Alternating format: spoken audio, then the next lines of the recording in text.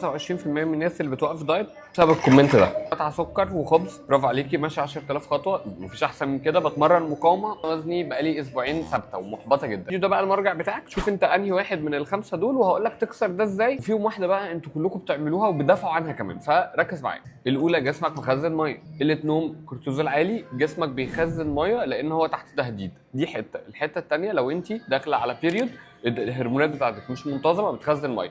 الحته الثالثه، لو انت بتاخدي اي ادويه هرمونيه او بتاخدي ادويه منع حمل او مضادات اكتئاب، في الاغلب كل دول بيخزنوا ميه.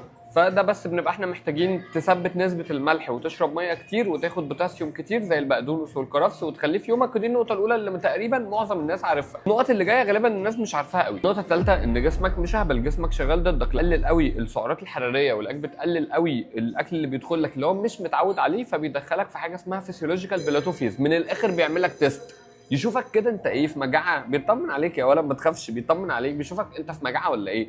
انما لو انت عامل دايت متزن، لاك بتديله دهون صحيه ولاك بتديله يوم في الاسبوع ولا حاجه، مش اليوم الفري، لا بترفع له السعرات اكتر شويه، ياخد مكسرات اكتر شويه، ياخد نشويات معقده شويه، يقول لك خلاص ده الواد ده مش في مجاعه وبتاع، يلا بقى نحرق. فهو بيختبرك. ثالث نقطه انا قلتها لك بكل حاجه، بالسيكه والنهاوند يعني. فانت عندك نقص في معادن مهمه، يعني لو الحديد ناقص من عندك فالاكسجين مش بيوصل للخلايا كويس، فالكتله العضليه بتاعتك مش شغاله بكفاءه كويسه، مش بتعرف تسحب طاقه. دي واحده. النقطه الثانيه، فيتامين د وكروميوم لو ناقصين من عندك فانت حساسيه خلاياك للانسولين بتقل. النقطه الثالثه، ان المغنيسيوم مسؤول عن 40% من التمثيل الغذائي، اللي هي لو فيها مشكله فانت خلاص، فانت لازم تاخد المغذيات الاساسيه دول. النقطه الرابعه هي دي اللي انا عايز اعمل فيديو عنها، تصحيح المفاهيم.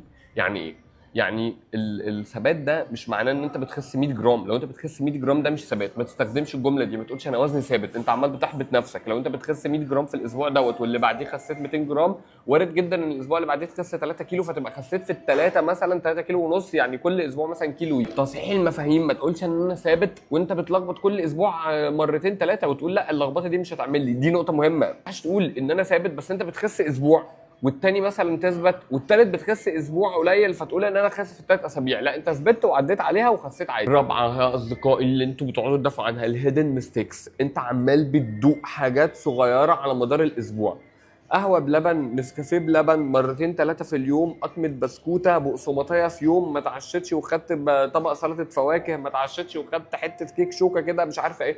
خلاص انت هنا ما ينفعش تستخدم مصطلح ان انا وزني ثابت، انت بتلخبط. ما تحبطش وما تتلككش للدايت وركز وكمل. من الاخر اقسم بالله اي حد نجح في الدايت مش عشان هو ما ثبتش، عشان هو كمل في الوقت اللي ثبت فيه وفي الوقت اللي نزل قليل.